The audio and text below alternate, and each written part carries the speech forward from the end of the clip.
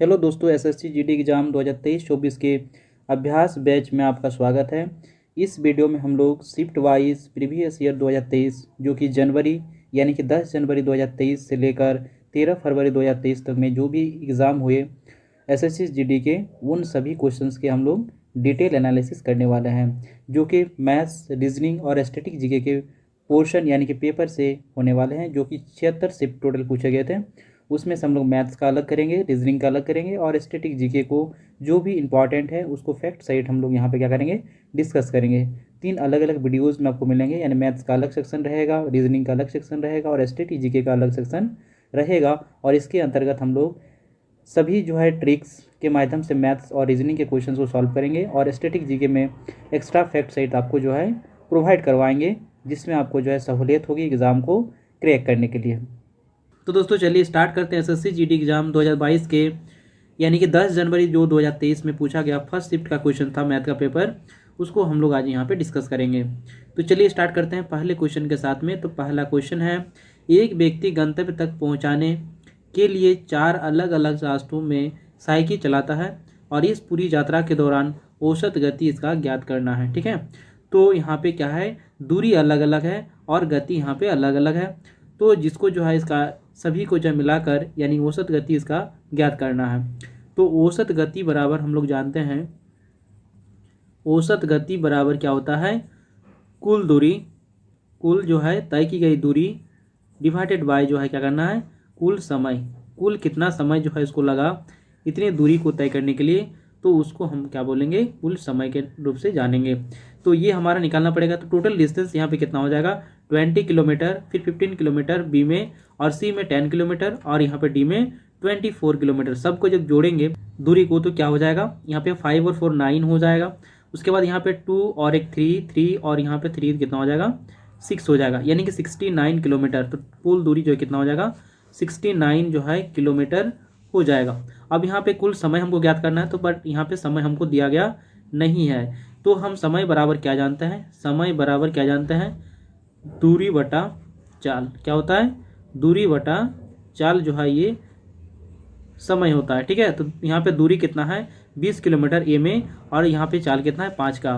तो हम क्या करेंगे, दूरी 20 है तो 20 बटा 5 करेंगे, यानी कितना निकलेगा, 4। यानी पहले में कितना निकलेगा, ए में 4 घंटा का समय लगा है। बी में देखेंगे उसी टाइप से, तो दूरी बटा चाल करेंगे यानी समय निकलेगा, तो 15 बटा 3 करेंगे तो कितना आएगा, 5 घंटा। उसी टाइप से इसमें भी करेंगे तो कितना आएगा, 5 घंटा। 10 बटा 2 करेंगे तो फिर उसी टाइप से 4 से डिवाइड करेंगे 24 को, तो कितना बार में, 6 बार में, यानी 6 घंटा। टोटल सब जोड़ेंगे तो कितना हो जाएगा, 20। कितना हो जाएगा, 20 घंटा आ जाएगा सब जोड़ेंगे तो 20 से इसको डिवाइड कर देंगे, कुल समय से डिवाइड कर देंगे। ठीक है, अब 20 से इसको डिवाइड करेंगे तो 20 का टेबल 3 बार जाएगा, 60 हो जाएगा, फिर यहाँ पे पॉइंट लगेगा तो यहाँ पे 90 हो जाएगा ये, और फिर 20 का टेबल 4 बार जाएगा। ठीक है, तो 80 हो जाएगा, फिर बचेगा 10। अब यहाँ पे एक पॉइंट लगा हुआ है तो एक जीरो बढ़ जाएगा ऑटोमेटिकली, तो यहाँ पे 100 हो जाएगा। अब 20 का टेबल 5 बार में कितना हो जाएगा, 100, यानी कि 3.45 किलोमीटर पर आवर जो है इसका क्या निकलेगा, औसत गति या औसत चाल निकलेगा। ठीक है, तो इसका ऑप्शन नंबर ए इसका करेक्ट आंसर हो जाएगा।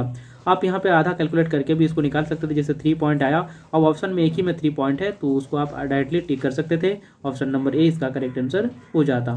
चलिए देखते हैं नेक्स्ट क्वेश्चन। एक लंबवृत्तीय बेलन का व्यास जो है 14 सेंटीमीटर दिया गया है और ऊंचाई जो है 2 सेंटीमीटर दिया गया है। तो वक्र पृष्ठीय क्षेत्रफल इस बेलन का और जो है संपूर्ण पृष्ठीय क्षेत्रफल का योग ज्ञात करना है, जहाँ पे जो है पाई 22/7 का, यानी पाई का वैल्यू जो है कितना रखना है, 22/7 रखना है। तो यहाँ पे व्यास जो है 14 सेंटीमीटर दिया है, तो व्यास का आधा क्या होता है, त्रिज्या होता है, यानी कि आर बराबर यहाँ पे कितना हो जाएगा, 7 सेंटीमीटर हो जाएगा। और यहाँ पे ऊंचाई यानी कि एच बराबर कितना दिया गया, 2 सेंटीमीटर दिया गया है। तो हमें यहाँ पे क्या ज्ञात करना है कि वक्र पृष्ठीय क्षेत्रफल निकालना है, लंबवृत्तीय बेलन का और संपूर्ण पृष्ठीय क्षेत्रफल निकालना है। तो सबसे पहले ये दोनों का तो फार्मूला आपको याद होना चाहिए कि वक्र पृष्ठीय क्षेत्रफल क्या होता है, बेलन का 2πr/h क्या होता है, 2πr/h होता है। और इसमें जोड़ना क्या है कि संपूर्ण पृष्ठीय क्षेत्रफल जोड़ना है इसमें लंबवृत्तीय बेलन का, तो क्या होता है 2πr × r+h, ये आपको याद रखना है। ये होता है वक्र पृष्ठीय क्षेत्रफल बेलन का और ये होता है कुल पृष्ठीय क्षेत्रफल बेलन का।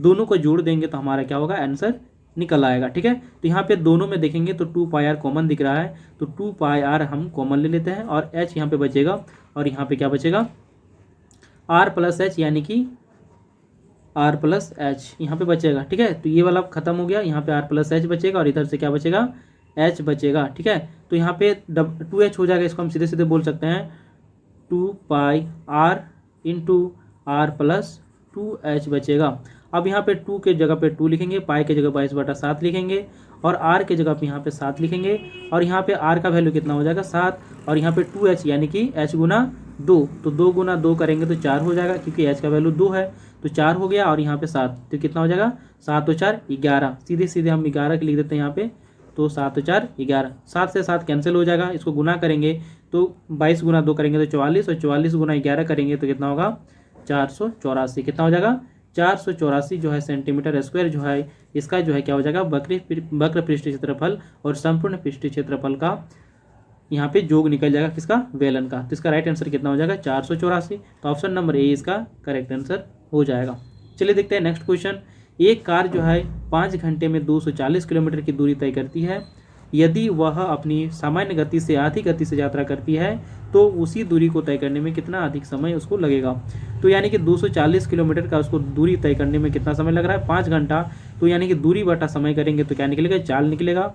तो 5 से जब इसको काटेंगे तो कितना बार में, 4 बार में 20 हो जाएगा, फिर 5 8 में 40 यानी कि 48 किलोमीटर पर आवर। इसका यूनिट आपको याद रखना है, यहाँ पे यूनिट हमेशा क्या होता है किलोमीटर पर आवर में या मीटर पर सेकंड में होता है। ठीक है, तो यहाँ पे ये निकल गया, इसका किलोमीटर पर आवर में स्पीड निकल गया, यानी इसका चाल कितना था इसका 48 किलोमीटर पर आवर था। यदि वह अपनी सामान्य गति यानी जो भी गति था उसका 48 किलोमीटर जो भी निकाले वो गति को आधा कर देता है। ठीक है, आधी गति से यात्रा करता है, यानी कि इसका आधा कितना हो जाएगा 24 किलोमीटर पर आवर, आधा करके कितना कर देता है 24 किलोमीटर पर आवर। तो उसी दूरी मतलब दूरी कितना था 240 किलोमीटर था, तो उसी दूरी को यानी 240 किलोमीटर को तय करने में कितना समय लगेगा, तो 24 से डिवाइड कर देंगे क्योंकि ये दूरी है और दूरी बटा हम जब चाल करेंगे क्योंकि 24 क्या है चाल है हमारा, तो दूरी को जब चाल से डिवाइड करेंगे तो क्या निकलेगा समय निकलेगा, यानी कि समय बराबर क्या होता है दूरी बटा चाल, क्या होता है दूरी बटा क्या होता है चाल होता है। ठीक है, तो यहाँ पे 24 से काटेंगे तो कितना बार में 10 बार में, यानी 10 घंटा का समय निकलेगा। लेकिन पहले कितना समय लग रहा था 5 घंटा, अभी कितना समय लग रहा है 10 घंटा, कितना का डिफरेंस यानी कितना बढ़ गया 5 घंटा बढ़ गया। तो वही यहाँ पे निकालने बोला गया है कि उसी दूरी को तय करने में कितना अधिक समय लगेगा, तो 5 घंटा और लगेगा, यानी कि ऑप्शन नंबर इसका क्या हो जाएगा बी करेक्ट आंसर हो जाएगा। चलिए देखते हैं नेक्स्ट क्वेश्चन। मोहन एक टेबल को जो है 2832 रुपये पे बेच रहा है, यानी कि ये सेलिंग प्राइस का है, बेच रहा है मतलब सेलिंग प्राइस का कितना है 2832 रुपया। ठीक है, यदि उसका जो है लाभ कितना हो रहा है 18%, यानी कि हम बोल सकते हैं कि यदि इसका क्रय मूल्य जो है 100% है तो लाभ 18% लेगा तो कितना हो जाएगा, यानी कि SP बराबर होता है CP plus profit. CP plus क्या होता है प्रॉफिट, तो हम CP यदि 100 मान लेते हैं यानी 100% मान लेते हैं तो उसमें लाभ भी ऐड करेगा यानी 18% का लाभ, तो दोनों जोड़ के कितना हो जाएगा 118%। और इसका वैल्यू दिया ये कि हमारा क्या निकल गया SP निकल गया, और यही SP हमारे किसके बराबर है 2832 के बराबर है, क्योंकि 2832 में इसको बेच रहा है, यानी कि इसका क्या है SP है। ठीक है, तो इसका टेबल का क्रय मूल्य ज्ञात करना यानी 100% का वैल्यू ज्ञात करना है, 100% का वैल्यू ज्ञात करना है। तो यहाँ पे क्या करेंगे इसको बाय क्रॉस करेंगे तो क्या हो जाएगा 100 गुना 2832 और डिवाइडेड में कितना हो जाएगा 118, इसमें हमारे क्या निकल जाएगा कॉस्ट प्राइस यानी कि क्रय मूल्य निकल जाएगा टेबल का। ठीक है, फिर इसको 118 का टेबल से काटेंगे 2832 को तो 2 बार जाएगा, 2 बार में कितना हो जाएगा 236। अब 283 में से 236 घटा देंगे तो कितना मिलेगा 47, तो यहाँ पे 47 बचेगा और 47 और 2 यहाँ पे कितना हो जाएगा 47 और यहाँ पे 2 बचा रहेगा, मैंने 472 हो जाएगा।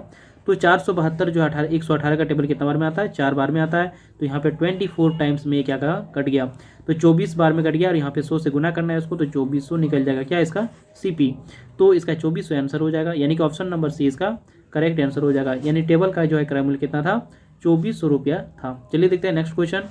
40 और 50 के बीच कितनी अभाज्य संख्याएं होती है, तो अभाज्य संख्या किसे कहते हैं जिसके दो ही केवल दो जो है गुणनखंड हो, एक और जो है स्वयं व नंबर को लेकर। ठीक है, तो एक जो है होगा ही फिक्स है और दूसरा जो है वो संख्या होगा जिस संख्या का हम निकाल रहे हैं। ठीक है, तो दोनों का यदि गुणनखंड यदि क्या हो दो ही हो, सिर्फ दो हो, तो उसको हम क्या बोलेंगे अभाज्य संख्याएं बोलेंगे। जैसे हम लेते हैं 5 का, तो 5 जो है किससे किससे कटता है ये 1 और 5 से, यानी कि कौन कौन सा नंबर से ये जो 5 कट रहा है वो केवल दो ही होना चाहिए, तो उसी को हम क्या बोलते हैं, फैक्टर बोलते हैं या गुणनखंड बोलते हैं। तो यहाँ पे 1 और 5 दो ही है, यानी कि ये क्या है, प्राइम नंबर है या अभाज्य संख्या है। अभाज्य संख्या को इंग्लिश में क्या बोलेंगे, प्राइम नंबर। तो यहाँ पे 40 और 50 के बीच में हमको चाहिए नंबर जो अभाज्य संख्याएं हैं। तो हम यदि 41 लेते हैं, बीच वाला नंबर बोला मतलब 40 भी नहीं आएगा इसमें और 50 भी नहीं आएगा, उसके बीच वाला नंबर जिससे 41 से लेकर 49 तक आएगा। अब 41 की यदि बात करें तो ये सिर्फ 1 से कटता है और 41 से कटता है, ठीक है। तो दो ही नंबर से कट रहा है, यानी कि क्या है, प्राइम नंबर है। उसके बाद 42 नहीं होगा, क्योंकि 42 जो है क्या होता है, 2 से भी कट जाता है। तो एक्स्ट्रा कोई भी एक नंबर से कट जाए 42 और 1 को छोड़कर, तो वो सभी क्या हो जाएंगे, प्राइम नंबर नहीं होंगे, ठीक है। तो 42 नहीं होगा, अब सीधे क्या होगा, 43 होगा, फिर उसी टाइप से जो है 47 होगा, फिर उसके बाद जो है 48 भी नहीं होगा, 49 भी नहीं होगा, क्योंकि वो जो है किसी और नंबर से भी कट जाते हैं, इसलिए उसका 2 से ज़्यादा क्या है, गुणनखंड है, अर्थात वो क्या है, अभाज्य संख्याएं नहीं है। तो यहाँ पे कितने निकले संख्याएं, यहाँ पे 3 संख्याएं निकले, अर्थात जो है 40 और 50 के बीच में कितने अभाज्य संख्याएं, 3। तो ऑप्शन नंबर जो है इसका ये करेक्ट आंसर हो जाएगा। चलिए देखते हैं नेक्स्ट क्वेश्चन। √6, √8 और √21 का जो है चतुर्थ अनुपाती क्या होगा। तो यहाँ पे चतुर्थ अनुपाती क्या होगा, तो सीधे सीधे आपको फॉर्मूला याद रखना है। चतुर्थ अनुपाती जब भी बोला जाएगा तो A/B बराबर क्या लिखना है, C/D। यदि तृतीय अनुपाती के अंतर्गत आता है तो A/B करना है और B को ही रिपीट करके ऊपर लिख देना है ना, तो B/C। तो ये आपको दो फार्मूला याद रखना है, ये तृतीय अनुपाती तक काम करेगा, C तक। और जो यहाँ पे चतुर्थ अनुपाती तक काम करने के लिए क्या करना पड़ेगा, A/B बराबर क्या होता है, C/D। A का मतलब हुआ पहला पद, B का मतलब हुआ दूसरा पद, और C मतलब हुआ तीसरा नंबर, और D मतलब हुआ चौथा नंबर। उसी टाइप से यहाँ पे A मतलब हो गया पहला नंबर, B मतलब हो गया सेकंड नंबर, यहाँ पे भी B का मतलब सेकंड नंबर ही है, और C का मतलब यहाँ पे थर्ड नंबर है, ठीक है।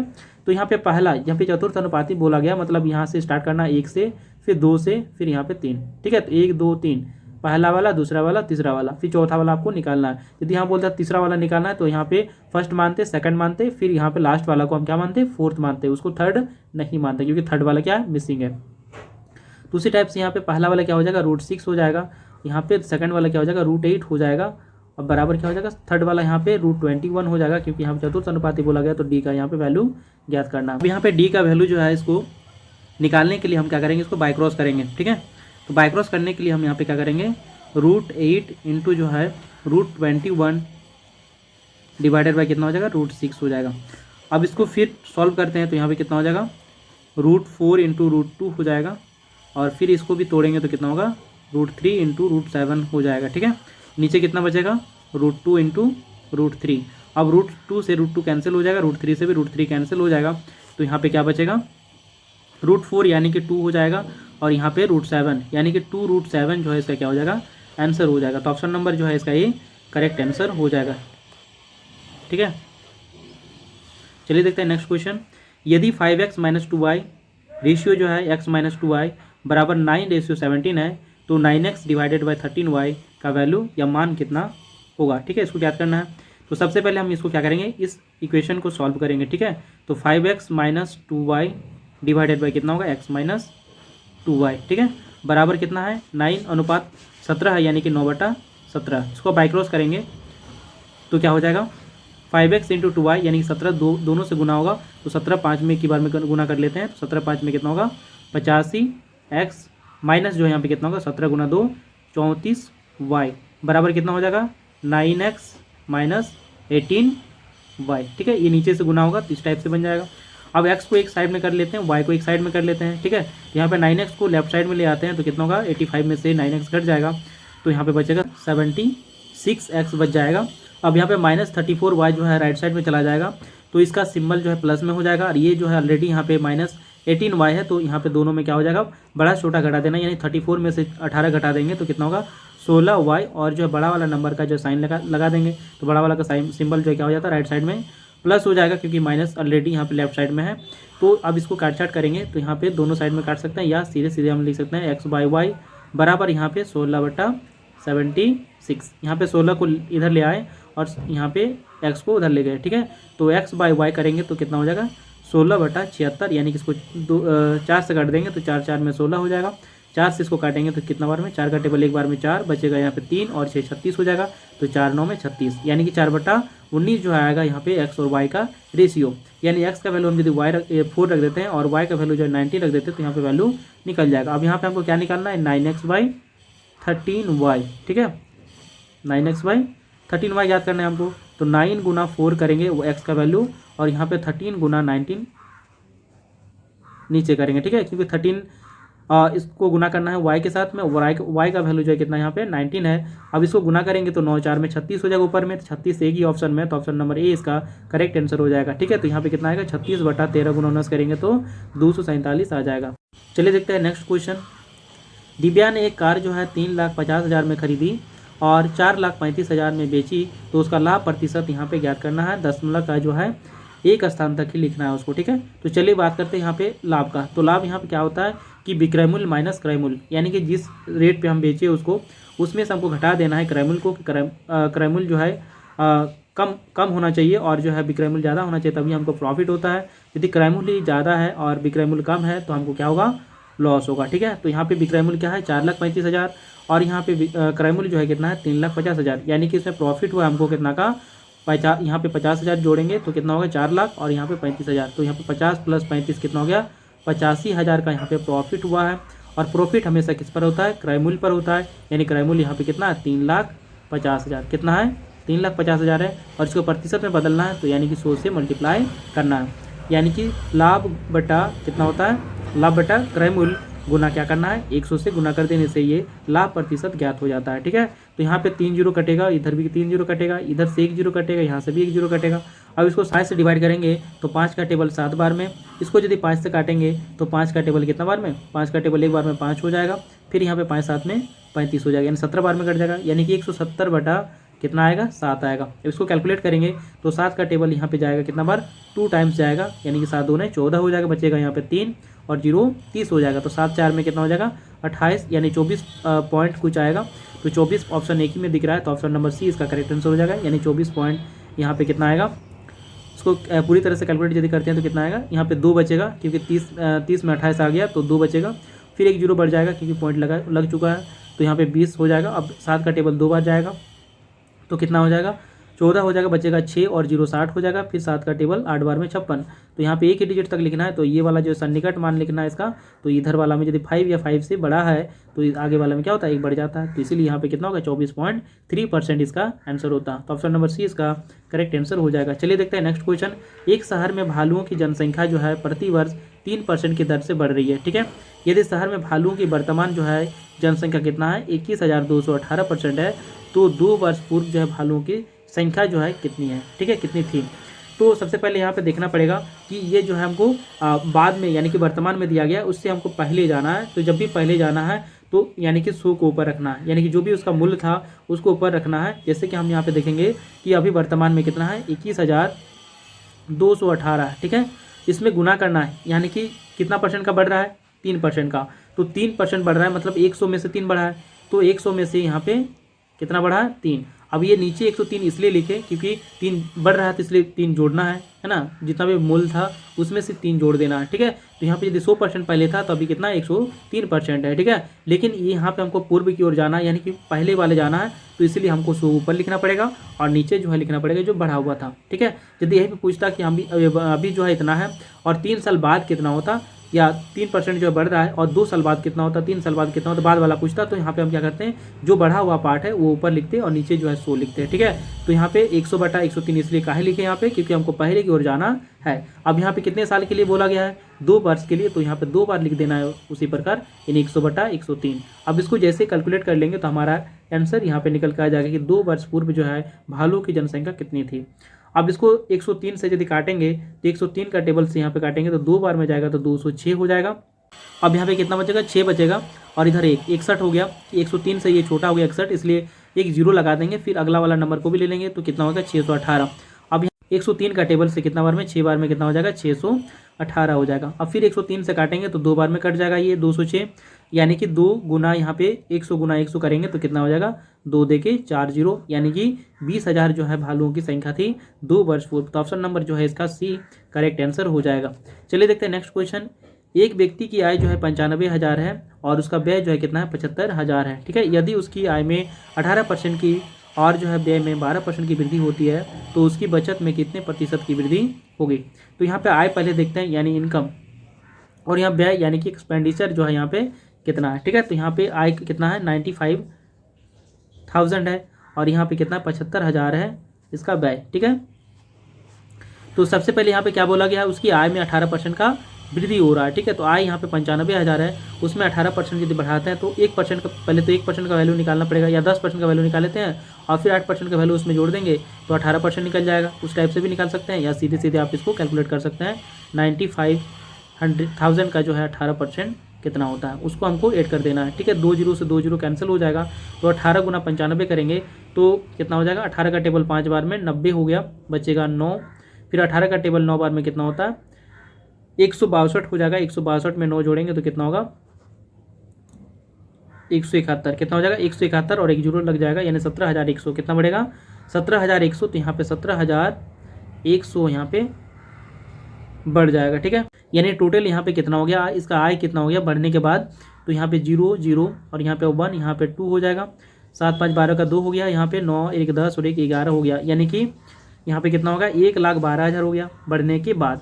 अब यहाँ पे फिर भी यहाँ पे एक्सपेंडिचर यानी कि व्यय में इसका कितना हो रहा है 12% की वृद्धि हो रही है, तो इसका 12% कितना हो जाएगा, 2 से के बाद पॉइंट लगाने से क्या होता है 1% का वैल्यू निकलता है और इसमें 12 से गुना कर देंगे बाकी को, तो यहाँ पे कितना निकल जाएगा 12% का वैल्यू। अब यहाँ पे सीधे सीधे गुना करते हैं तो 12 का टेबल, यहाँ पे 1 जीरो लग जाएगा, 12 5 में 60 का 0 हो गया, यहाँ पे 6 हो गया, फिर 12 7 में कितना होगा 84 6 90, तो यहाँ पे कितना हो गया 9,000। 9,000 यदि इसमें जोड़ देते हैं तो कितना होगा 75,000 में 9,000 जोड़ेंगे तो 84,000 यहाँ पे इसका जो है एक्सपेंडिचर हो जाएगा। यानी कि यहाँ पे टोटल हम कमाएँ कितना, यहाँ पे इनकम कितना हुआ 1,12,000 का और यहाँ पे खर्चा कितना हो रहा है 84,000 का, तो कितना यहाँ पे बच रहा है, यहाँ पे बचत कितना हो रहा है 28,100 का। लेकिन पहले कितना बचत हो रहा था, पहले यहाँ 95,000 का यानी कि आय था, व्यय कितना हो रहा है 75,000 का हो रहा था, तो यहाँ पे जो है 20,000 का क्या हो रहा था बचत हो रहा था, कितना का 20,000 का यहाँ पे पहले बचत होता था, बाद में बचत कितना हुआ 28,000, यानी बढ़ा कितना 8,100 का जो है यहाँ पे क्या हुआ बचत में वृद्धि हुई, किसमें 20,000 में से, तो 20,000 को नीचे रखना है और गुना कर देना है 100 से, तो यहाँ परसेंटेज निकल जाएगा। 2 जीरो से 2 जीरो यहाँ पे कैंसिल हो जाएगा, फिर ये 2 जीरो से 2 जीरो ये कैंसिल हो जाएगा, तो 81/2 यानी कि 40.5% का यहाँ पे निकल जाएगा इसका बचत में प्रतिशत वृद्धि। तो ऑप्शन नंबर जो है सी इसका करेक्ट आंसर हो जाएगा। नेक्स्ट क्वेश्चन है क्वेश्चन नंबर 11। 9 सेंटीमीटर त्रिज्या और 15 सेंटीमीटर ऊंचाई वाले एक शंकु को पिघलाकर 45 सेंटीमीटर ऊंचाई का एक बेलन बनाया जाता है, तो बेलन का व्यास क्या होगा ये आपको ज्ञात करना है। तो सबसे पहले हम क्या देखेंगे, जो चीज़ दिया गया है उसको हम लोग पहले देख लेते हैं। तो यहाँ पे क्या होगा, त्रिज्या दिया गया है और हमको ऊंचाई दिया गया है किसका, शंकु का, है ना, एक शंकु का, जिसको क्या कर रहा है पिघला कर एक बेलन बनाया जा रहा है। तो जब भी कोई चीज़ को पिघला जाए या उस चीज़ को चेंज करके दूसरे मॉडल दिया जाए, उसको दूसरे जो है रूप में चेंज किया जाए, तो उसमें हम आयतन निकालते हैं। ठीक है, तो यहाँ पे शंकु का आयतन क्या होता है 1/3 पाई r² होता है, और ये जो है जो दूसरा इसी से यानी कि जो शंकु का आयतन है उसी के बराबर हो जाएगा जो चीज़ हम बना रहे हैं, यानी एक बेलन बनाया जा रहा है तो एक बेलन भी उसके जो है आयतन के बराबर हो जाएगा। तो बेलन का आयतन क्या होता है पाई r² होता है।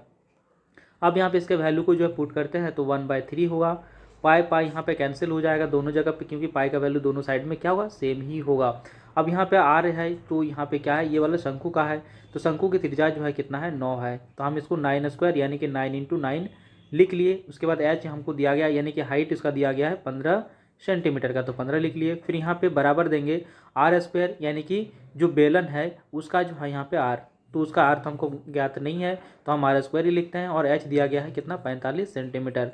इसमें आपको यूनिट को फोकस करना है कि यूनिट जो है यहाँ पे सब सेंटीमीटर में दिया गया तो कोई दिक्कत नहीं है, आंसर भी सेंटीमीटर में दिया गया तो कोई दिक्कत नहीं है। यदि यहाँ पे मीटर में रहता तो उसको सेंटीमीटर या एक ही यूनिट में इसको चेंज करके कैलकुलेट करना होता है। ठीक है, जैसे हम 15 से इसको डिवाइड करेंगे तो 3 बार में कट जाएगा ये, क्योंकि अपोजिट साइड में हम क्या कर सकते हैं बराबर के सेम साइड अपोजिट साइड में हम क्या कर सकते हैं क्रॉस यानी काट सकते हैं डिवाइड के रूप में, यानी कि जैसे 15 से इधर जो है लेफ्ट साइड में ले आएंगे, राइट साइड में ले आएंगे 15 को तो डिवाइड में आएगा, तो सीधे सीधे हम उतना नहीं करते हैं, सीधे सीधे लेफ्ट राइट हम क्या कर देते हैं काट सकते हैं यदि गुना के फॉर्म में है तो।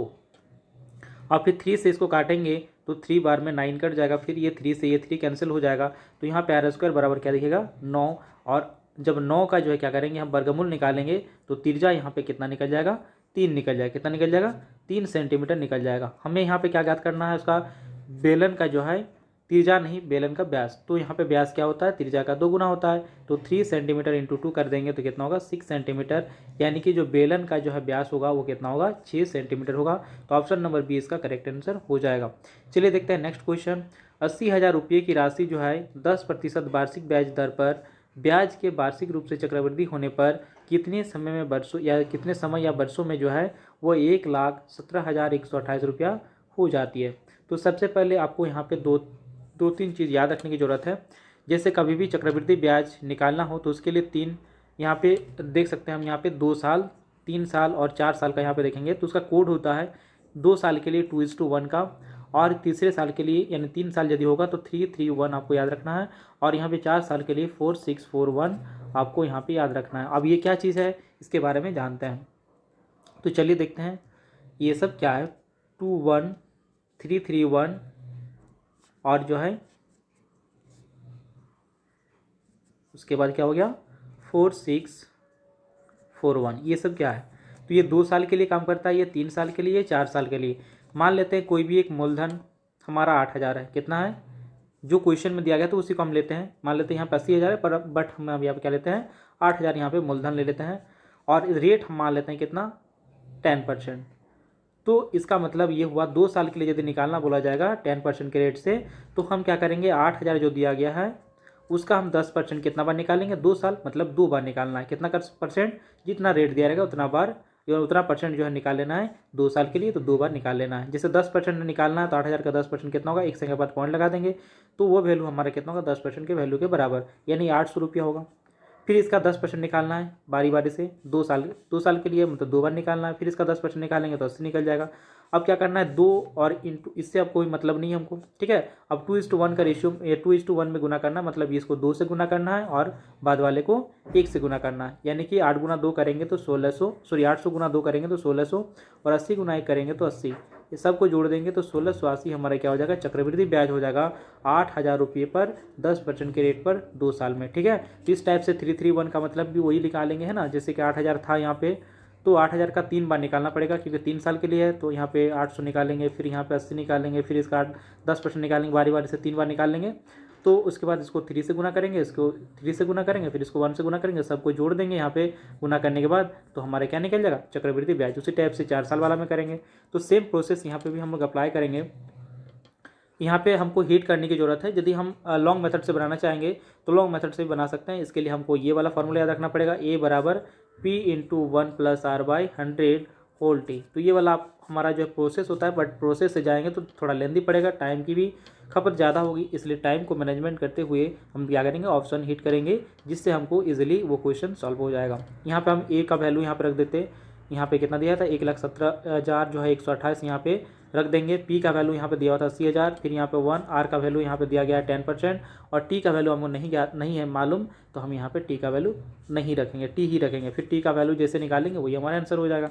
तो उतना करने से भी आपको जो यहाँ पे रिजल्ट आएगा, अन्यथा जो है आप इसको हीट भी कर सकते हैं, ठीक है। तो यहाँ पे आप पुट करके भी कर सकते थे यहाँ पे, ठीक है। चलिए अब बात करते हैं ऑप्शन कैसे हीट करेंगे। तो सबसे पहले यहाँ पे क्या लिखेंगे, 80,000 लिखेंगे। क्या लिखेंगे, 80,000 यहाँ पे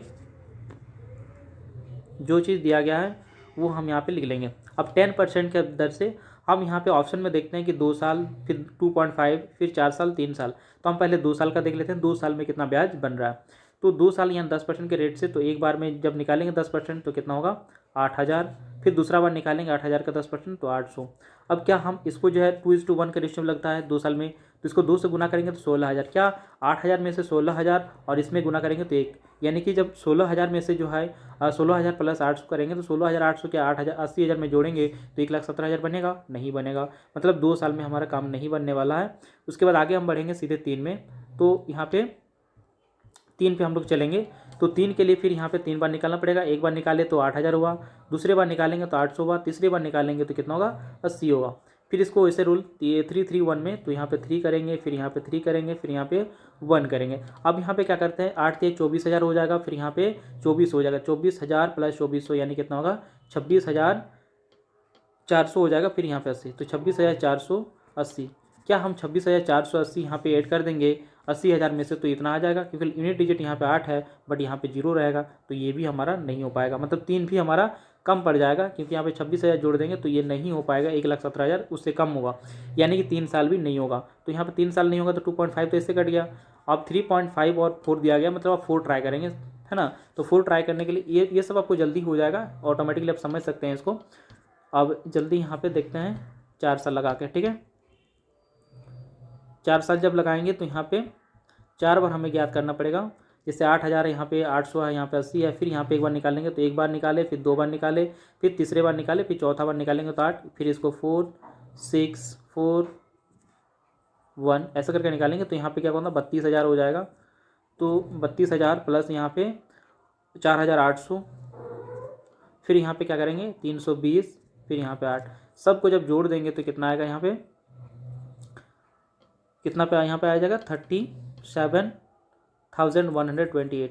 तो ये वाला आ जाएगा। अब यहाँ पे 80,000 में से जब इसको जोड़ देंगे तो हमारा आ जाएगा कितना, 1,17,128। अर्थात ये वाला हमारे आंसर क्या हो जाएगा, 4 साल हो जाएगा। ऑप्शन नंबर बी इसका करेक्ट आंसर हो जाएगा। अन्यथा इसको अब यदि ये आपको थोड़ा सा डिफिकल्ट बुझा रहा है तो आप यहाँ पे इसको सॉल्व कर सकते हैं इस टाइप से। जैसे 1,17,000 कितना था, 1,17,128 था, तो 128 यहाँ पे लिख लीजिए। पी का वैल्यू यहाँ पे 80,000 लिख लीजिए, और जो है 1 प्लस आर का वैल्यू यहाँ पे 10% डिवाइडेड बाई 100 और होल टी। अब इसको सॉल्व करने से आपको आंसर प्राप्त हो जाएगा। अब नेक्स्ट क्वेश्चन देखते हैं यहाँ पे 13 नंबर।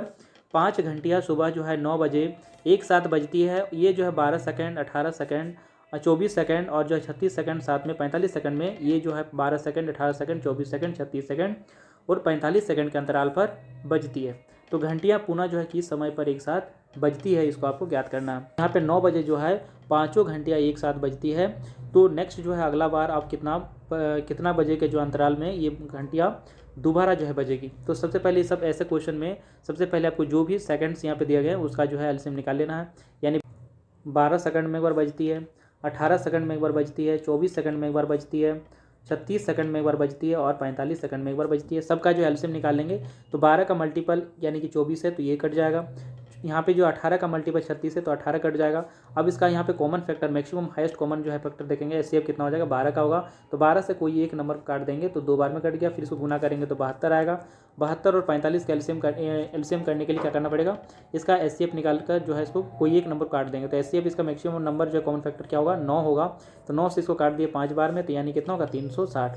72 गुना यहाँ पे 5 कर देंगे तो कितना होगा 360। ये एलसीएम का वाला जो हम जो वीडियोज़ हैं उसमें हम बता चुके हैं इस ट्रिक को, तो वहाँ से जाके आप देख सकते हैं कैसे ये हुआ। तो यहाँ पे 360 निकलेगा। अब 360 सेकंड्स निकला, ठीक है। 360 सेकंड्स का मतलब होता है कितना मिनट, तो 60 से इसको डिवाइड कर देंगे तो ये मिनट में कन्वर्ट हो जाएगा। तो 6 से काटेंगे 6 बार में, यानी कि 6 मिनट का जो है अंतराल होगा।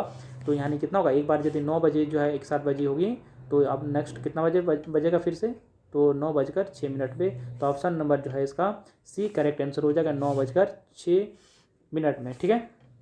चलिए देखते हैं नेक्स्ट क्वेश्चन। एक व्यक्ति स्कूटर द्वारा जो है 64 किलोमीटर प्रति घंटा की चाल से एक निश्चित दूरी तय करता है और वह साइकिल चलाकर जो है 16 किलोमीटर प्रति घंटा की चाल से प्रारंभिक स्थान पर लौट कर आता है। यानी कि जाने का और आने का जो डिस्टेंस होगा वो सेम है। क्या है, सेम है। कोई एक पॉइंट से मान लो गया है और दूसरे पॉइंट यानी कि बी पे वो जो है पहुंचता है, फिर बी से जो है रिटर्निंग आता है ए पर, लेकिन जो है दोनों में साधन जो है क्या है, अलग अलग है। जाते वक्त स्कूटर का इस्तेमाल करता है, आते वक्त साइकिल का इस्तेमाल करता है, यानी कि दोनों में जो है इसका जो चाल है वो जो है अलग अलग था, डिफरेंट था। तो हम यदि इसका औसत चाल निकालना चाहें तो कितना होगा, तो वही हमको ज्ञात करना है, औसत चाल ज्ञात करना। तो औसत चाल डिस्टेंस जब बराबर रहे तो औसत चाल यहाँ पे क्या हो जाएगा, यदि जाने का और फिर आने का जो है स्पीड हमको पता हो और डिस्टेंस दोनों का सेम हो तो एक फार्मूला हम लोग इस्तेमाल करते हैं 2 × S1 × S2 divided by S1 + S2, ठीक है। S1 S2 क्या है, स्पीड 1 × स्पीड 2, यानी कि चाल नंबर 1 फिर चाल नंबर 2, ठीक है। अब यहाँ पे सीधे सीधे वो यहाँ फॉर्मेट काम कर रहा है, क्योंकि जाने का स्पीड यहाँ पे 64 किलोमीटर पर आवर है और आने का जो है यहाँ पे कितना है 16 किलोमीटर पर आवर है। मतलब S1 यहाँ पे 64, S2 यहाँ पे 16 किलोमीटर पर आवर। अब यहाँ पे क्या करेंगे, दोनों का डिस्टेंस भी सेम है ना, तो इसीलिए यहाँ पे ये फार्मूला अप्लाई हो जा रहा है। लेकिन यहाँ पे आपको ध्यान रखना है ये सिर्फ किस में काम करेगा, सिर्फ जो है डिस्टेंस बराबर हो और आने और जाने का यहाँ पे क्या हो, जो स्पीड है वो हमको दिया गया हो। और नहीं पता है, यदि मतलब ये नहीं फुलफिल हो रहा है तो हम क्या लगाएंगे, कुल दूरी बटा कुल समय का यहाँ पे फॉर्मूला से हम यहाँ पे ज्ञात करेंगे इसको, ठीक है। तो जब यहाँ पे दिया गया है सब कुछ तो यहाँ पे लिख लेते हैं। जैसे 64 किलोमीटर पर आवर ये स्पीड पहला दिया गया है, स्पीड 2 यहाँ पे 16 किलोमीटर दिया गया, दोनों को जोड़ कर देंगे 64 प्लस 16 तो कितना होगा 80 होगा। तो 16 से काटेंगे तो 5 बार में 80 हो जाएगा। ठीक है, अब 64 गुना 2 करेंगे तो कितना होगा 128 और 128 बटा 5 करेंगे तो कितना होगा 25.6 किलोमीटर पर आवर। तो ऑप्शन नंबर जो है यहाँ पे ए इसका करेक्ट आंसर हो जाएगा। ठीक है, चलिए देखते हैं नेक्स्ट क्वेश्चन। क्वेश्चन नंबर 15, एक दुकानदार अपने वस्तुओं पर जो है 40% की छूट देता है। ठीक है, और उसके बाद जो है भी 20% का लाभ अर्जित करता है, यानी कि छूट देने के बावजूद उसको 20% का प्रॉफिट हो जाता है। तो 24 से यदि अंकित मूल्य हो तो उस वस्तु द्वारा जो है उसका यानी कि उस एक वस्तु के लिए जो है दुकानदार कितना क्रय मूल्य जो है भुगतान करता है। ठीक है, तो इस वस्तु के लिए यानी कि 2400 अंकित मूल्य जो है वाली एक वस्तु के लिए दुकानदार कितना क्रय मूल्य भुगतान करता है। तो सबसे पहले देखेंगे हम लोग यहाँ पे MRP यानी कि जिसको हम बोलते हैं मार्केट प्राइस MP बोल देंगे। ठीक है, तो मार्केट प्राइस यदि कितना है 100% है तो उसमें 40% छूट देगा तो कितना होगा 60% बचेगा। कितना बचेगा 60%। विक्रय मूल्य कितना हो गया 60%। अब ये 60% जो है किसको दिखा रहा है हमको 20% को जो है लाभ को दिखा रहा है। मतलब हम यदि मान ले फिर से दोबारा कि ये 60% जो है हम मूल्य क्रय मूल्य भी यदि हम मानते हैं क्या क्रय मूल्य भी यदि हम मानते हैं 100% तो ये जो है ये किसके बराबर होगा 120% के बराबर होगा। तो इसके एक क्रय मूल्य जो है यानी कि इसके लिए क्रय मूल्य के लिए 100% का वैल्यू कितना होता 50%। किसके लिए मार्केट प्राइस के लिए। मार्केट प्राइस यदि यहाँ पे 50 होता तो यहाँ पे क्रय मूल्य कितना होता 100 होता। इस कंडीशन से हम निकाल लिए। ये 60% किसके बराबर कर दिए 120% के बराबर, क्योंकि यही हमारा क्या विक्रय मूल्य है।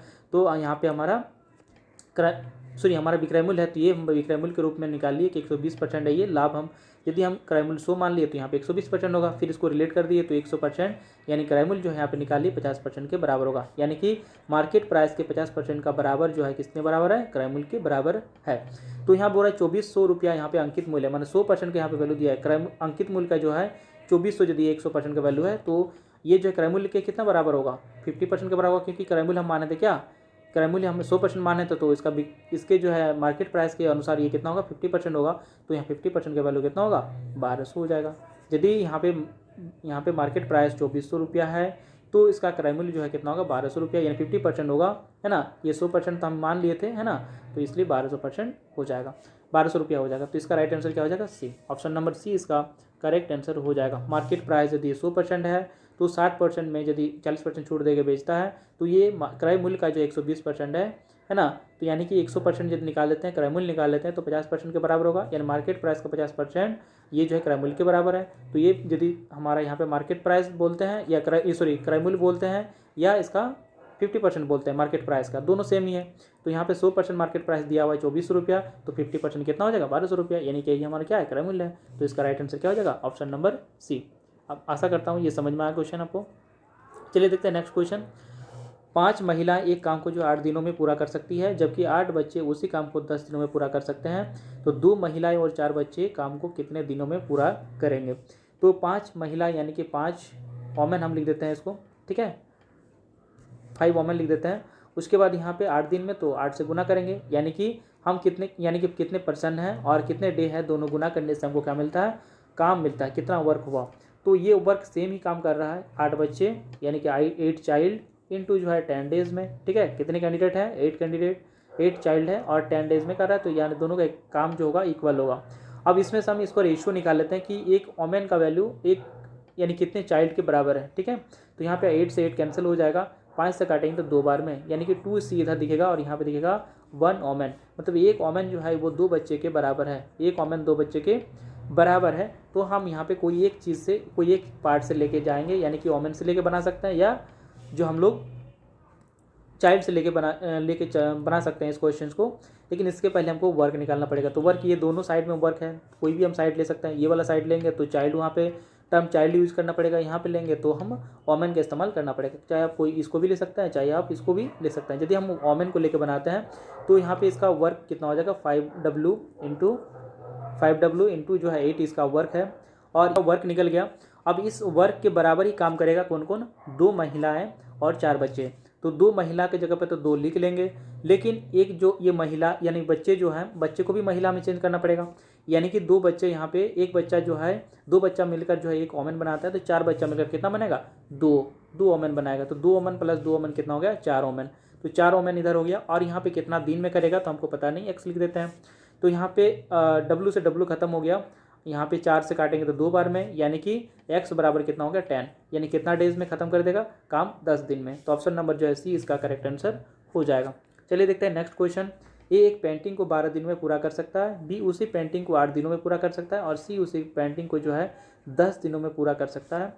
दिनों की संख्या जो है लगभग ज्ञात करें जिसमें जो है ए द्वारा पेंटिंग यानी कि पेंटिंग पेंट की जा सकती है, यानी उससे शुरू की जाती है। और यदि बी और सी जो है दोनों साथ मिलकर एक दिन छोड़कर एक दिन जो है उसका साथ देते हैं तो पहले दिन कौन स्टार्ट करता है, यहाँ पे ए जो है स्टार्ट करता है अकेला, ठीक है। सेकंड दिन से उसका जुड़ता है कौन, बी सी, फिर अकेले काम करता है ए, यानी कि ये जो है लगातार नहीं चलता, ये एक दिन बाद ये चलता है, ठीक है। तो जैसे हम यहाँ पे बात करें तो ए बी सी ये जो कितना दिन में करता है, 12 दिन में, ए 12 दिन में, बी जो है 8 दिन में, और सी यहाँ पे 10 दिन में।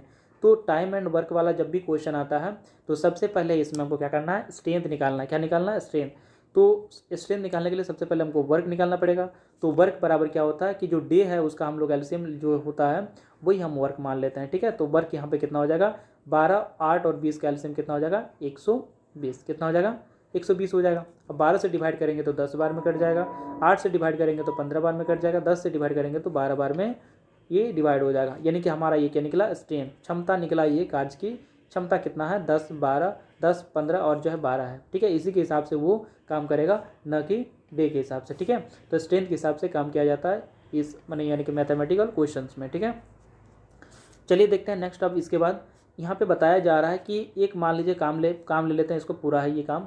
पहला जो है ए करेगा, फिर दूसरा दिन, पहला दिन सिर्फ ए करेगा, दूसरा दिन जो है ए के साथ में बी और सी भी ऐड हो जाएगा, फिर इसी टाइप से ए अकेला फिर करेगा नेक्स्ट दिन, फिर इसके बाद वही प्रोसेस स्टार्ट हो जाएगा, ए प्लस बी प्लस सी में स्टार्ट हो जाएगा, ठीक है। यानी कि ये प्रोसेस चलता रहेगा, मतलब हर 2 दिन के बाद में जो है यही वाला दोहराते रहेगा। ए अकेले करेगा, फिर उसके बाद ए बी सी तीनों करेगा, फिर इसके बाद ए करेगा अकेला, फिर ए प्लस बी प्लस सी करेगा, इस टाइप से चलता रहेगा। तो ए पहला दिन करेगा, मतलब यहाँ पे इसका स्ट्रेंथ कितना है, 10 का, तो यहाँ पे 10 काम कर लिया, ठीक है। यानी कि एक ही साथ में यदि देखना चाहेंगे तो यहाँ पे ये 10 काम कर देगा। ए बी सी तीनों मिलकर काम कर रहा है, मतलब यहाँ पे 10, 15 और 12 यानी कि 37 काम, ठीक है। तीनों का जो कितना होगा 37। तो 2 दिन का यदि बात करें हम तो कितना होगा, 47 काम हो रहा है 2 दिन में। फिर आगे नेक्स्ट वही वाला प्रोसेस स्टार्ट होगा, ए पहले होगा, फिर उसके बाद जो होगा ए प्लस बी प्लस सी होगा। तो 47 करते हैं, हमको आगे बढ़ते जाना है जब तक ये जितना मैक्सिमम काट पाए 120 को, लेकिन उससे ओवर नहीं जाना है, ठीक है। तो 47 जो 2 बार करते हैं तो ये तो 120 से नीचे है, 3 बार करते हैं तो 120 से ओवर चला जाएगा, तो 3 बार में हमको नहीं जाना है, 2 बार जाना है। तो 2 बार जाने का मतलब हुआ कि यहाँ पे 2 है, कितना बार है, 1 और ये 2, तब ना 47 हुआ है। 2 दिन मिला के 47 हुआ है, तो यहाँ पे 2 बार 47 लगा, मतलब 4 बार, 2 गुना 2 यानी कि 4, यानी 4 दिन इधर हो गया। 4 दिन कितना हो गया, इधर कंप्लीट हो गया, मतलब पहले होगा ए, फिर ए प्लस बी प्लस सी, फिर ए प्लस बी प्लस सी, इतना दूर, ठीक है। अब यहाँ पे 47 करके 2 बार लगा दिए, मतलब कितना हो गया 94, कितना हो गया 94 के जो है काम क्लियर हो चुका है। अब कितना काम बचा हुआ है 26। फिर से स्टार्ट करेगा ए, तो ए पहला फिर से 10 अकेले करेगा तो 10 काम कर देगा, यानी कि 16 काम फिर भी बचा हुआ रहेगा। अब कितना दिन हो गया, 5 दिन, कितना दिन हो गया 5 दिन, 4 दिन ऐसे, यानी कि ए फिर ए प्लस बी प्लस सी, ये वाला दोहराता है 2 बार। फिर उसके बाद एक दिन अकेले जो है करेगा, फिर जो काम बच गया 16 काम, वो कौन कौन करेगा, वो जो है ए प्लस बी प्लस सी उसका बारी आ जाता है। तो यानी कि उसका स्ट्रेंथ कितना है, 37 का है, तो 37 के स्ट्रेंथ से 16 काम कर देगा, ठीक है। तो यहाँ पे 5 दिन और थोड़ा सा आगे जाएगा, तो 5 दिन से आगे कौन दिख रहा है, यहाँ पे 5.4 दिख रहा है, ठीक है। तो 5.4 दिन इसका आंसर हो जाएगा। यदि आप उसको कैलकुलेट करते हैं तो नियरेस्ट वैल्यू यानी कि लगभग जो है ये कितना हो जाएगा, 5.4 के आसपास आ जाएगा, ये लगभग वैल्यू है। तो ठीक है, तो आप इसको अंदाज़ा भी लगा सकते हैं यहाँ पे कि 5 से थोड़ा सा आगे जाएगा, ये तो 8 नहीं होगा, 4 भी नहीं होगा, छोटा नहीं होगा, 7 भी नहीं होगा, बहुत ज़्यादा हो जा रहा है, थोड़ा सा आगे बढ़ेगा, क्योंकि एक टाइम्स भी नहीं जा रहा है, तो एक टाइम्स नहीं जाएगा तो ये 5 से ज़्यादा बड़ा नहीं होगा, है ना, थोड़ा सा बड़ा होगा। और ये जो है 8 तो होगा ही नहीं और 7 भी नहीं होगा, तो ऑप्शन नंबर ए इसका करेक्ट आंसर हो जाएगा। इतने में आप कैलकुलेट कर सकते हैं और ज़्यादा कैलकुलेट करने की जरूरत नहीं है कि आप जो है बैठ जाएँ कि 16/37 कितना होगा, फिर आप कैलकुलेट करके लिखेंगे तो तब तक आपको टाइम बहुत ज़्यादा लग चुका होगा, ठीक है। चलिए देखते हैं नेक्स्ट क्वेश्चन। ये अपने वेतन का जो है 45% भोजन पर खर्च करता है और अपने वेतन का जो है 5% वृद्धाश्रम में दान कर देता है। वह भोजन तथा वृद्धाश्रम में जो है पर कुल जो 28,500 रुपये खर्च करता है, तो ए की आय क्या होगी। यदि हम बात करते हैं वेतन की तो 100% है, यहाँ पे वेतन का जो है कितना 45%, मतलब ये 45% भोजन पे कर रहा है, फूड पे, ठीक है। और यहाँ पे जो है 5% क्या करता है, दान पे, ठीक है, ये डोनेट करता है ये, ठीक है। तो दोनों मिलाकर कितना हो गया 50%। अपने वेतन का 50% ये यूज़ कर देता है। तो वही बोला गया है भोजन पर और वृद्धाश्रम पर जो है 28,500 रुपये खर्च करता है, यानी कि 50% का वैल्यू कितना है इसका 28,500 रुपया है। तो 100% का वैल्यू कितना हो जाएगा, ये 50 का डबल, यानी 50% का डबल है ये 100%, तो इसका भी डबल हो जाएगा नंबर का भी। तो इसका भी डबल कर देते हैं तो कितना होगा 56,000, और जब 500 का डबल 1,000, ठीक है। तो 56,000 प्लस 1,000 तो 57,000। तो 57,000 जो है रुपया इसको क्या हो जाएगा, टोटल इसकी आय थी एक ही। तो ऑप्शन नंबर बी इसका करेक्ट आंसर हो जाएगा। नेक्स्ट क्वेश्चन है, एक डीलर ने एक वस्तु पर 72,000 रुपये के अंकित मूल्य पर 20% की छूट दी और 10% की हानि व्यय की। अंकित मूल्य पर उसे कितने छूट देनी चाहिए जिससे जो है उसे वस्तु पर 440 रुपये का लाभ होता। तो 72,000 रुपया है अंकित मूल्य, उसमें 20% का छूट देना, मतलब इसका 20% कितना हो जाएगा, एक संख्या बाद मॉड लगाने से ये 10% का वैल्यू होता है, फिर उसका दोगुना कर देंगे, यानी कि एक संख्या बाद पॉइंट लगाएंगे तो 7200 होगा, उसका डबल कितना हो जाएगा 14,000 जो है 400 हो जाएगा, कितना हो जाएगा 14,400 हो जाएगा। तो यहाँ पे 14,400 घटा देना, ठीक है, 72,000 में से 14,400 घटा देना, ठीक है। तो ये छूट देने के बाद बचा हुआ धन होगा फिर तब, ठीक है। ये 0 में 0 घटेगा तो 0, फिर यहाँ पे 6 हो जाएगा, फिर यहाँ पे 11 में से 7 जाएगा तो 4 जाएगा तो 7 होगा, यहाँ पे 5 होगा, यानी कि 57,600 रुपया ये जो है बचेगा, ठीक है। अब 10% की हानि होते, ये वाला जो वैल्यू निकला ये 10% हानि का बराबर है, यानी कि 90% का वैल्यू। यदि हम क्रय मूल्य मान लेते हैं 100%, तो ये 90% हो जाएगा, 10% कम मतलब, ठीक है। तो ये 90% का वैल्यू यदि इतना है तो 100% का वैल्यू कितना हो जाएगा, हम पहले तो क्रय मूल्य निकालेंगे तभी हमको ये 440 रुपये का प्रॉफिट के साथ उसको जोड़ पाएंगे, ठीक है। तो यहाँ पे 90% या 0 से कैंसिल करते हैं, 9 से काटेंगे तो यहाँ पे कितना हो जाएगा, 6 बार में 54 हो जाएगा, 4 बार में 36 हो जाएगा और 0, ठीक है। 640 गुना है तो 640 गुना इसका भी कर देंगे, मतलब कितना होगा 64,000, कितना हो जाएगा क्रय मूल्य जो है इसका, सीपी जो है यानी कि क्रय मूल्य जो है इसका 64,000 हो जाएगा। अब ये 64,000 जो है इसको, ये इसका क्रय मूल्य है, इसको प्रॉफिट कितना चाहिए 440 रुपया, यानी कि इसको बेचना तब कितना पड़ेगा 64,440 में बेचना पड़ेगा। तो यहाँ पे 64,440 पे बेचना पड़ेगा, लेकिन जो है इसमें छूट देने के बाद, यानी 72,000 से ये कितना जो है छूट दिया गया तब जाके 64,440 बना है, तो इसको घटा के देखना पड़ेगा। तो 72,000 में से जो है 64,440 को कम कर देते हैं तो कितना डिफरेंस है वो पता चलेगा, ठीक है। कि 64,440 से ये जो है 72,000 से 64,000 से कितना कम है, तो यहाँ पे 6 हो जाएगा, यहाँ पे जो है 9 में से 4 जाएगा तो 5 हो जाएगा, फिर यहाँ पे बचेगा 11 में से 4 जाएगा तो कितना हो जाएगा 7 हो जाएगा, फिर यहाँ पे तो यानी 7,560, कितना है 7,560 रुपया कमी है, किसमें 72,000 में करना है, 72,000 में इतना की कमी करनी है। तो यहाँ पे गुना कर देंगे 100 से, एक जीरो से यहाँ पे 2 जीरो खत्म कर देते हैं, ठीक है। यहाँ पे 1 जीरो बचेगा तो ये से खत्म हो जाएगा। अब 72 से इसको डिवाइड करेंगे तो 72 का टेबल एक बार में 72 हो जाएगा, बचेगा यहाँ पे 3 और 6 36 हो जाएगा।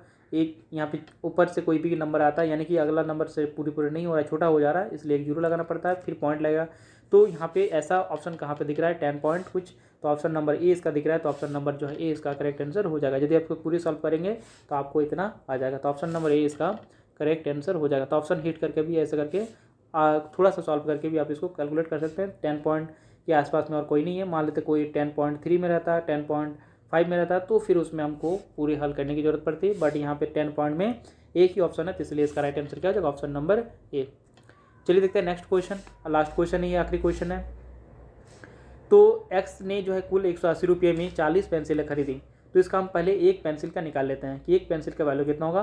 तो 1 पेंसिल का जो है वैल्यू यहाँ पे 180 रुपये में 40, तो 180/40 कर देंगे, तो इसको डिवाइड करेंगे तो कितना होगा, 4 से जब इसको डिवाइड करेंगे तो 4.5 आएगा, ठीक है। 18 को डिवाइड करेंगे तो ये पेंसिल का निकला, ठीक है, एक पेंसिल का वैल्यू ये निकला।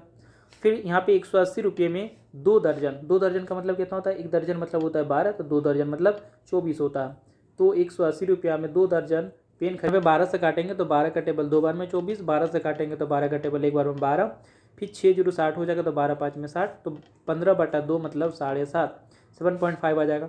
अब यहाँ पे बोल रहा है कि एक पेन, ये वाला किसका निकला, पेन का, एक पेन का वैल्यू निकला, तो एक पेन और एक पेंसिल के मूल्य के बीच का अंतर निकालना है, तो दोनों के बीच का डिफरेंस कितना है, 3 रुपये का है। तो इसका राइट आंसर कितना होगा, 3 रुपये का डिफरेंस है। तो ऑप्शन नंबर सी इसका करेक्ट आंसर हो जाएगा।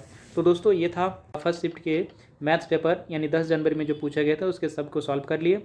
तो अब हम नेक्स्ट देखेंगे 10 जनवरी 2023 के सेकंड शिफ्ट के क्वेश्चन पेपर को। तो चलिए मिलते हैं अगले वीडियो में, तब तक के लिए धन्यवाद।